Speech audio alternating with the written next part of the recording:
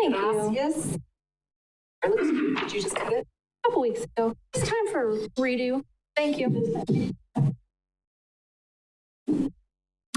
It is 5:30, so I will call to order this meeting of the Finance, Budget, and Personnel Committee. Today is Tuesday, May 7th, and we are in the council chambers.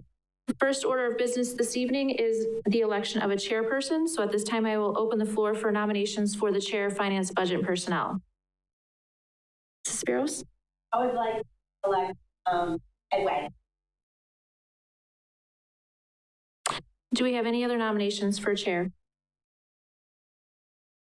Any other nominations? Seeing no other nominations for the chairperson, I would look for a motion to elect Alderperson Wagner as the chairperson. Move to elect Alderperson Wagner as the chairperson. All right, we have a motion and a second. All in favor? Aye. All opposed? Aye. All right, motion carries. Alderperson Wagner, if you'd like to take the seat.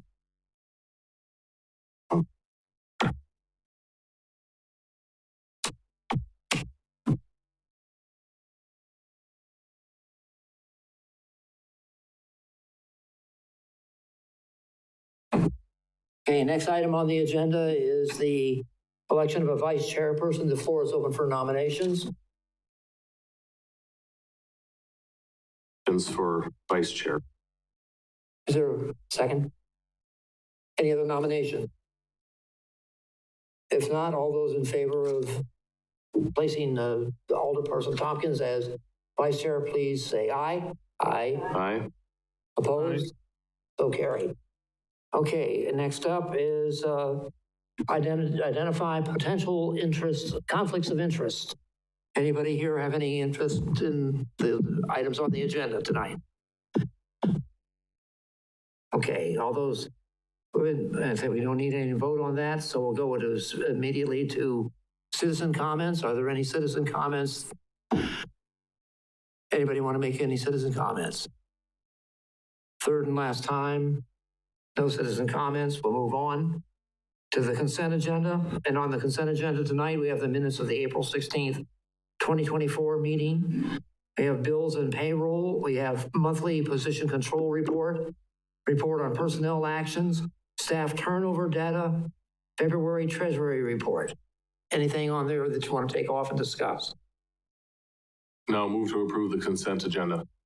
I second. Moved and seconded to accept the consent agenda. All those in favor say aye. Aye. Opposed, so carried. Next up is request to recommend council approval to refill vacant equipment operator 1 position. Tim, have you got that? Thank you. Good evening. On Thursday, April 18th, 2024, we received the resignation of equipment operator 1, Tyler Robita, with his last day being Thursday, May 2nd, 2024. Tyler began his employment with the street division on September 25th, 2023. Through late fall and winter, Tyler was trained to complete our winter sidewalk snow removal route, traffic control best practices, asphalt crack fill operations, and he successfully passed his CDL test. He also this spring drove our dump truck through our construction projects, and we had plans for him here this summer to be actively involved in our crosswalk painting schedule. We wish Tyler the best with his future employment. Employees with the street division are required to perform all duties assigned to them, regardless of their classification. Typically, employees with more experience are assigned to operate more sophisticated equipment, but when we interview, we hire new employees and look for higher level of past experience, so even new employees can be placed in whatever position or piece of equipment we need them to do each day. All employees are involved in an integral part in our construction and maintenance projects and programs as it relates to street, sewer, snow and ice control and removal, forestry operations, and all other duties assigned to them. While the street division maintenance responsibilities have expanded due to increased street miles, which includes snow and ice removal, general street maintenance, we have not requested additional staffing in the past. We believe it is critical that we maintain existing staffing levels to continue the current level of service. Currently, the street division is working with human resources to fill one open EO1 position, and this resignation will bring that to 2 EO1 positions. Fortunately, the early spring couldn't have come at a better time, as we are seeking qualified candidates to fill those EO1 positions. The street division is continuing to look at innovative methods to seek qualified candidates, train and educate new staff, and efficient ways to perform their duties. Staff recommends to the Finance, Budget, and Personnel Committee to authorize advertising and filling of this EO1 position. What are your wishes? A motion by Tompkins, second by, oh. Okay, yours. Okay, We have a motion by Mrs. Spiros and a second by Mr. Rigel. can't hear you. A motion by Mrs. Spiros and a second by Mr. Rigel. Okay, thank you. I wasn't sure that I got it right. Thank you very much. All those in favor, please say aye. Aye. Opposed? So carried. Thank you. Next. I believe Mr. Rigel actually had a question before we. I did Oh, actually. you there? Thank you. Andy, what do you got? Yep. No, just a couple, just briefly here. So it sounds like the gentleman who just resigned has only been in the position for what, like just over 6 months? Is that about right, Tim? Yes, correct. Where, do we know where he went to? Yes, he went to a local retailer. I don't know that. Okay, and I guess what I'm getting at is just at the retention level, my concern here seems to be like he came in, got qualifications, and then, disappeared after about 6 months. So my concern here is, not so much replacing him, but rather replacing him and keeping that person on board. Do you have any ideas or thoughts on how to do that to make sure that we don't have a high turnover rate? I believe this situation might be different. He did go to a totally different line of work. So potentially this position, I know the one before this went to a similar type of work as us. That we're continuing to look at both internal measures and working with you to try to eliminate that turnover rate. Okay, thank you. Any other questions? Thanks, Tim. Okay, we'll move on now to item the 11. Excuse me, item 9. Request permission or recommend the council approval to fill a vacant part-time custodian position. And Ben, you're up. All right, thank you, Mr. Wagner. Rick Dissinger is retiring from the position of part-time custodian with the Parks and Recreation Department after 6 years of service with the city. Rick's last day of work will be Friday, May 31st. On behalf of the Park and Recreation Department, I want to thank Rick of his commitment and dedication to the community, to our community and residents of Marshfield. Rick is the only custodian in the department, and he works out of 2nd Street Community Center, but does help in other buildings when needed. Position does entail the following, but not limited to: cleaning the building, maintaining the building, and making small repairs, setting up and take down of rooms for special events and activities, trash removal, painting, using commercial cleaning equipment, cleaning floors, snow removal operations, sanitizing, stocking bathrooms and kitchen, other buildings, landscape bed maintenance, replace lights, bulbs, furnace filters, and other various tasks. The cleaning of the building was contracted out prior to hiring a part-time employee. Contracted cleaning services only entailed cleaning the building and none of the other maintenance projects. There's only one person available to do this work. No other resources and personnel contribute to the work. The city feels this is the best fit both functionally and financially moving forward. Parks and Recreation Department is requesting approval from the Finance, Budget, and Personnel Committee to rehire the position. Moved by Spiros, second by Second. Tompkins. Discussion? If not, all those in favor say aye. Aye. Aye. Opposed? No. Okay, we're going to, before our next item comes up, I would like to make special note of a special guest our Assemblyman, Mr. Spiros, the Honorable Mr. Spiros. I think he left, though. Where'd he go? He left. In and out. He's in and out. You know, he always was sort of. Anyway, thanks a lot. I just thought I'd come in and made a note to recognize him. Couldn't see him through the screens here. Okay. It's just better and better. Okay. There's item number 10 is a request to recommend council approval to establish special rate of pay for staff performing CDL training. Presented by Sarah Dresses. Sarah? Thank you. So in the packet, I placed some information. I'll kind of go through just a few items. Over the last 30 years, the street department has assisted employees in obtaining their CDL licenses.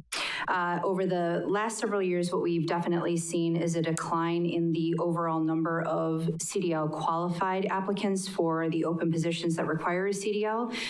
We've typically had interest in the jobs, but the candidates just lack that CDL. So most of them do have the desire to attain it. It's just a matter of attaining it.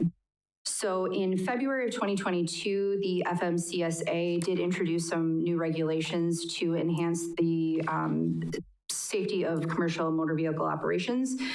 Some of those regulations include successfully completing a mandatory theory course and a behind-the-wheel training program.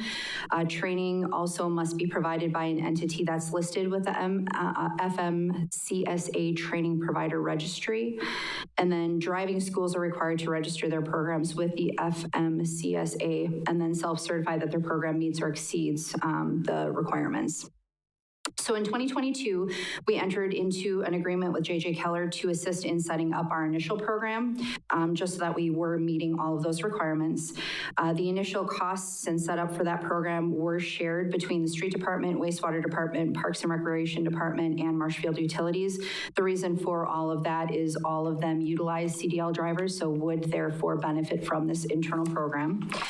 The city did have 2 Street Department employees that did go through the training and did become FMCSA trainers that are listed with their registry. And since they've gone through that training, they have assisted in getting 9 of our employees trained through that program, and all of them have successfully attained their CDL. So just a little background, it takes approximately 100 hours of the theory class and the behind the wheel experiences in order to kind of complete the program and go through the testing, with a site.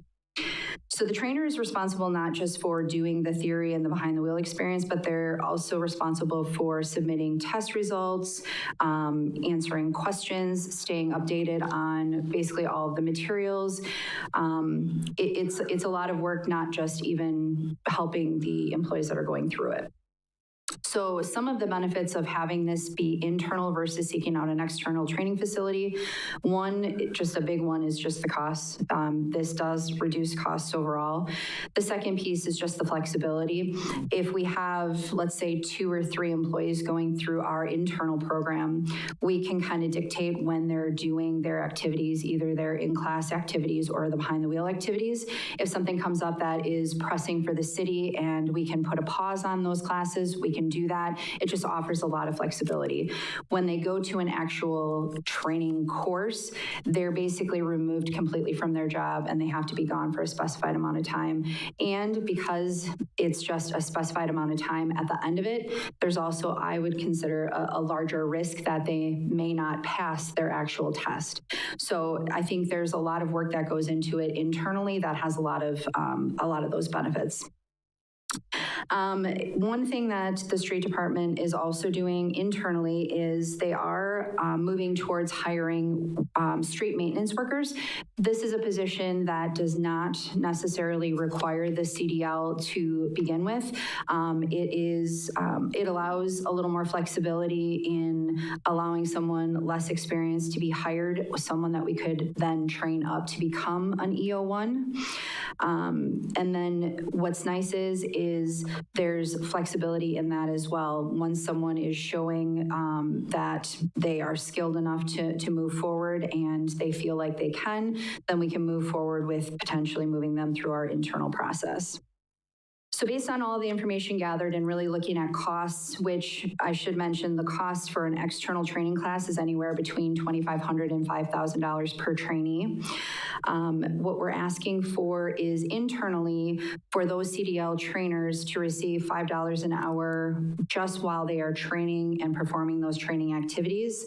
On average, it takes, again, about 100 hours to get someone through the program, which would cost roughly $500 per trainee. So even with those costs, it still remains an overall cost savings to the city to move forward with this. And it's a huge benefit for those trainers who put in a lot of work to be a trainer. So at this time, staff is recommending that the Finance, Budget, and Personnel Committee recommend Common Council approval of paying internal certified CDL trainers $5 per hour while they are performing training activities. And I can answer any questions that you guys might have. Yes, sir. Mr. Marshall. First or motion? Motion. Second. Okay, who the second was? Okay, second by Spiros. Okay, thank you. And then you want to be recognized? She was first. Who was first? You first, or? She was first. Okay, Becky, go ahead. Oh, so I just had a question. So you just said you're recommending the $5 per hour for people who are training. Were you recommending also this one-time payment of the $1,500? And is that to the two that are already trained, which is, okay. Skip that. I'm going with the $5. The $5. Yep. I'm happy with it. Anybody else? Oh, go ahead, Natasha. Sarah, just thanks for putting this together, and also thanks for showing us the cost savings. Even though this would, it's kind of adding cost, I think it has value. I think it's really important that we recognize that someone's doing a job that they haven't been paid for, and it's a job that's saving us money. So I completely, I agree with this. Thank you. Rebecca, go ahead. Is this something too that we would offer the outside as a way of making money? Yep, so there is potential, if we are a FMCSA training provider, we can open it up in the future, possibly to train outside parties. So that could be a potential revenue generator. So that's a good point. Yes, thank you. Mr. Marshall? Yes. Okay, so $500 for 100 hours, $5 a piece, right? Mhm. That's the cost. Mm-hmm. What if they fail? If they fail the test, do they have a job here yet? Can they do something else? If Yes. they lose their job, they can. Yep. And so the nice thing about the flexibility of being an internal program is we've actually received quite a few kudos from the training group or the testing facilities on the value and how good our training program is. So truthfully, I don't think we would even send someone to do the testing unless we felt really comfortable they were going to pass. So I would say the scenario would be, yes, even if they were to fail, they would still have a job. Typically the people that take that, I'm not driving one of those big trucks and like that. So now there is a business that I've been involved with and whatnot. I would like to see something, and granted, $500 is typically a small cost. It very is, and it's a very good cost savings. I'd like to see something in their contract when they sign up that states, if you leave within 18 months, you have to pay us back that $500. If you leave for a job similar, we were talking about it before with the gentleman that's leaving, he's not leaving for a job that's similar. Mm-hmm. But if you leave for a job that is going to use the CDL training that we provided for you, you need to pay us back that $500 we invested in you. Like an 18-month time period or something like that, showing that we invested the time into you, we put the time and effort into you, we got your CDL license, now you're gonna leave and you're gonna go drive for someone for the state of Wisconsin and make twice as much money. Mm-hmm. You gotta give us back our $500. I know it might sound small or little, but we don't wanna train people to leave somewhere else. And actually, one of the things that we were looking at is actually, because the $500 is really just the cost for the trainer. Okay. Really, truthfully, it would be more like $5,000 we would be looking at, and it would be, we're looking to look at it as a tuition reimbursement type of situation. So you're going to actually see a future policy recommendation where we're going to kind of readjust that. It probably would happen before we even do any additional CDL training. But yes, very good point, and definitely something that we'll consider and bring forth. Thank you. Rebecca, you had something on it? Okay. Any further comments or questions? We have a motion and a second. Okay, all those in favor, please say aye. Aye. Opposed? So carried. Okay. Next up, item 11, request to recommend council approval of revised city policy number 3.510, vacation, presented by Sarah. Thank you.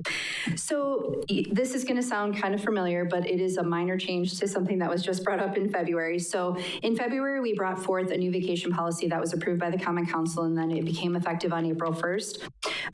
What we realized after the policy passed is the portion of the policy that discusses converting sick leave to vacation leave. We realized that there is the Governmental Accounting Standards Board, or GASB. There's a piece in there where if we keep the converted sick time over the end of the fiscal year, and Jennifer can correct me if I'm wrong, but what'll happen is it would cause the need to accrue as a liability the amounts of converted sick leave that isn't used by December 31st.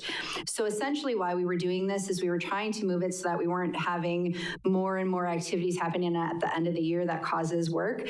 But what we actually are causing by doing it the way the policy says is we're causing more work. So it wasn't really alleviating the issue.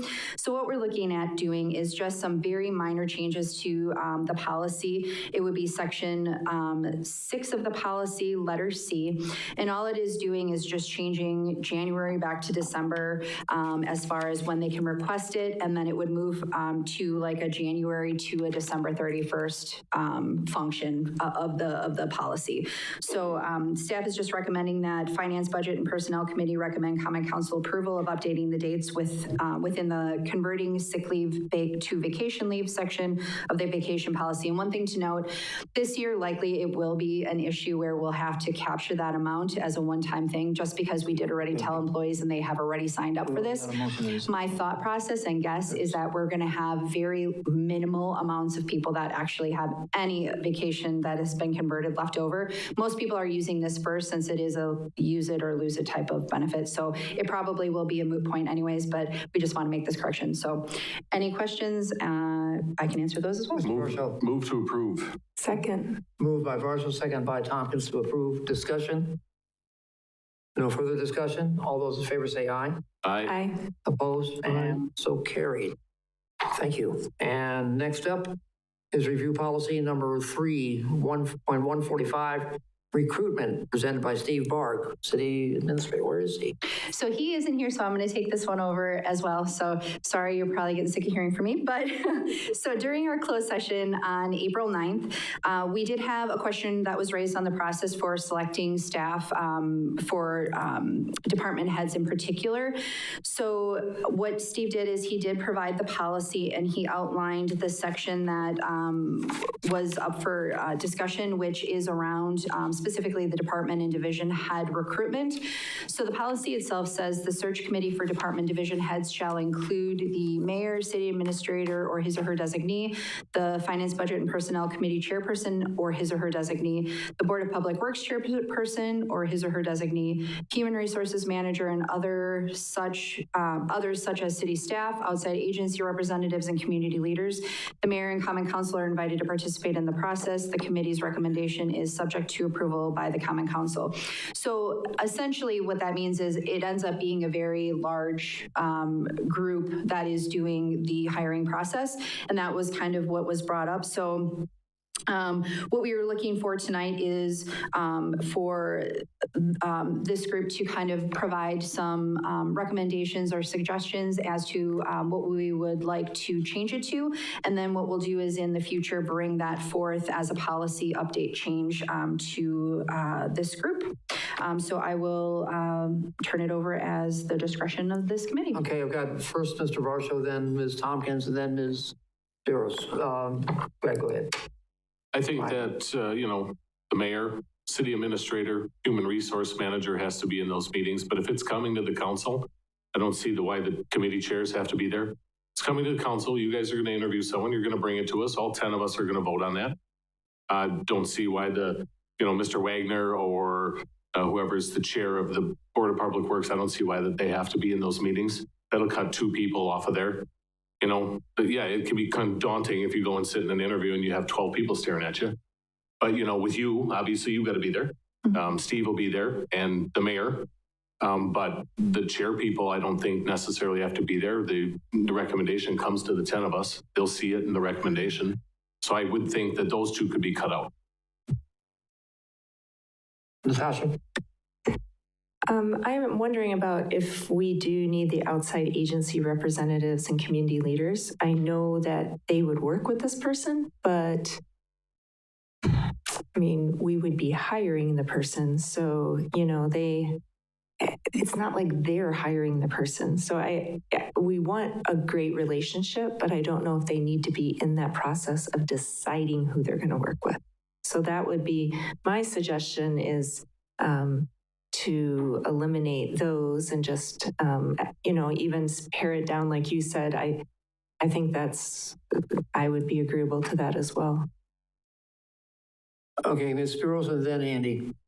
Okay, so I think that anything after the word human resources manager should be eliminated, which says, and others such as city staff, because I really don't think city staff needs to be in interviews where their boss or their potential boss, and all of the outside agencies, the agency representatives. I agree with Natasha's point, spot on there.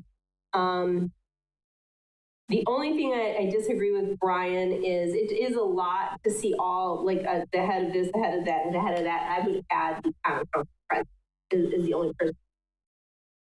And then get rid of, you can get rid of the head of finance, you can get rid of the head of Board of Public Works.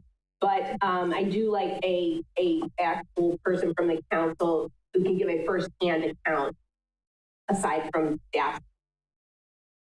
So I'm okay with any of it. I'm okay with, heads of the department, finance and head of Board of Public Works too. But, if we were looking to cut that back, I would really like to see at least the council president or their designee. Andy? Thank you. I guess my biggest concern on here is what Ms. Tompkins pointed out, I think Ms. Spears pointed out earlier too in the previous meeting, about the outside agency representatives and community leaders. As we've said, we have to work with them, but at the same time, I don't think it's appropriate for them to have any say into what our hiring practices are. Because then at that point, if let's say hypothetically we're looking at dissolving, agency Y, whatever it may be, but that agency leader's involved in the hiring process, they're going to tilt it towards someone who's going to make sure that stays alive, even though it might be in the city's best interest to get rid of that particular agency or cut ties with it. So I don't really mind having a lot of people on that. I understand everyone else's concern, and I don't feel strongly on that, but I do feel strongly about outside agencies and community leaders chiming in on something that really isn't their role to be doing. So I would probably propose to get rid of that part for sure. And kind of to what Ms. Bureau said, everything after human resource manager, I'd be okay with getting rid of that. Now, if you want to have one council member, show up to these interviews to be able to relate from the council standpoint, I'd be fine with that too. But once again, my major concern here is the outside agency representatives and community leaders. Just as it's worded, it's pretty vague. It could be pretty much almost anyone. And once again, they're not part of staff. They're not elected. And what's to decide who's who, I don't think it's appropriate to have them influencing in any way, shape, or form our hiring process. Anybody else? I'll take a time here that, I'm sorry, Natasha, did you have something? I'll yield to the floor if you want it. Well, I was just going to ask, are you looking for a motion or is this just a presentation? Just a presentation. Okay. Yeah. Right.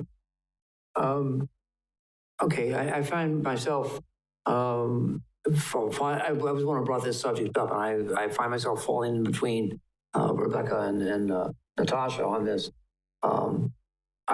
We've been through a couple of large searches recently. We've been through a search for an HR director and the community development director and the / city administrator. What bothered me about those processes were that there were so many people involved. And it was like 2 teams of 5 conducting it.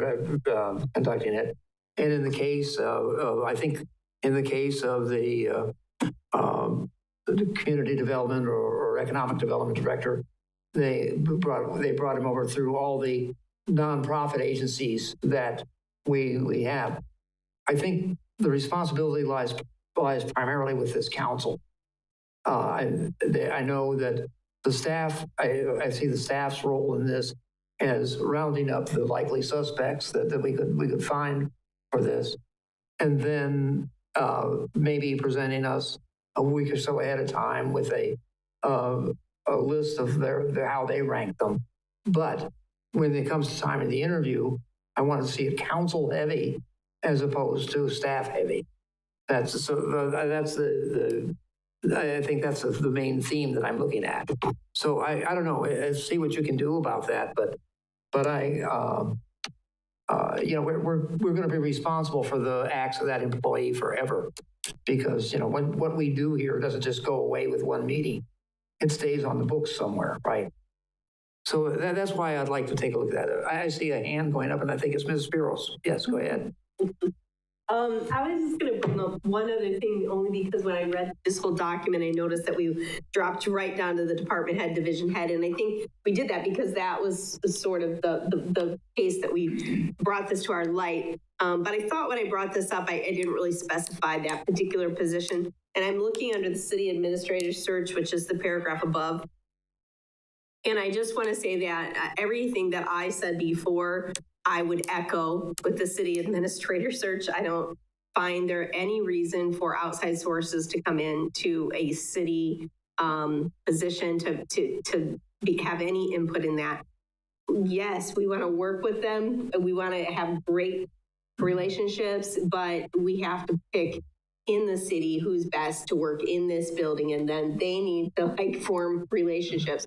That should be part of their job. If we hire a new city administrator, it would be his job to go out and then formulate these working relationships with Mackey and downtown businesses and all that kind of stuff. So I would echo the same basic group, with the exception of probably for city administrator. I think you do have to add a couple of department heads.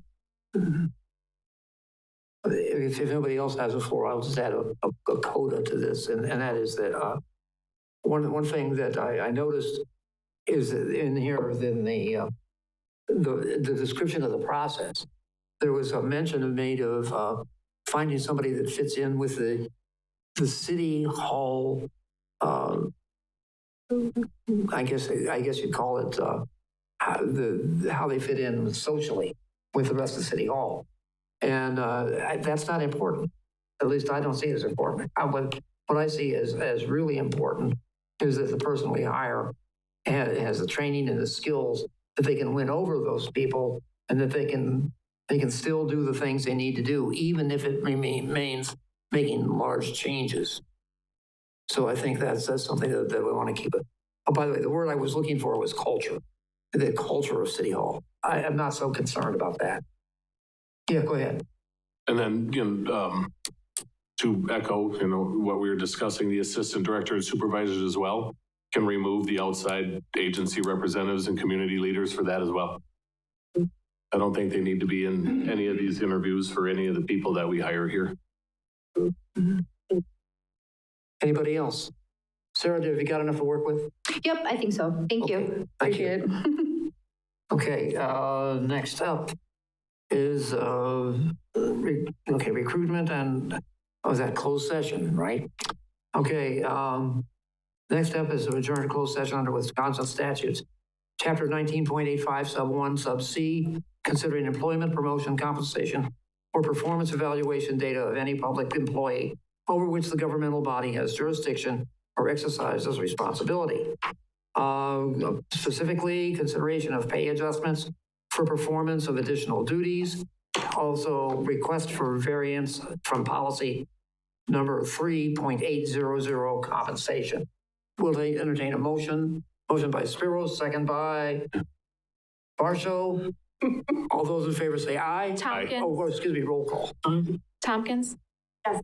Varsho. Yes. Wagner. Yes. Spiros. Yes. Fragel. Yes. Okay.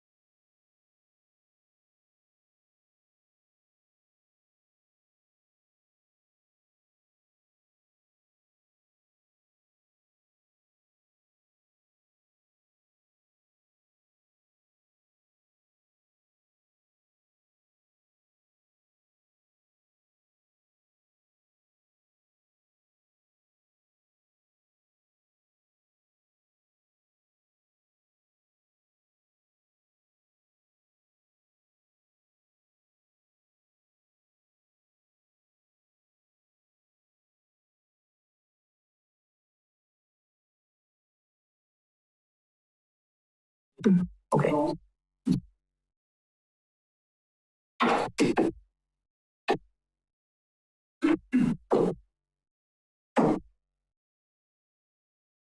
I'll wait for Brian to get back to the chair.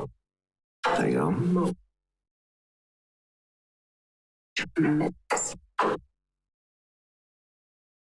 I see. Okay, we got, no, not everybody is seated.